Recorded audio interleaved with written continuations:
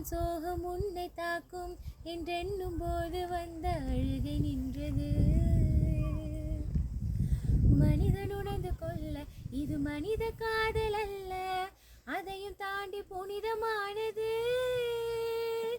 கண்மணி அன்போடு காதலன் நான் எழுதும் கடிதமே.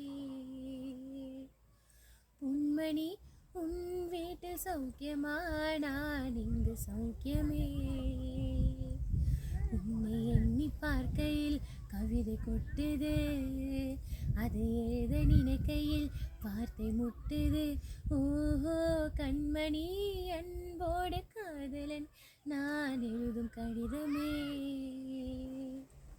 பொன்மணி உன் வீட்டில் சௌக்கியமா, நான் இங்கு சௌக்கியமே.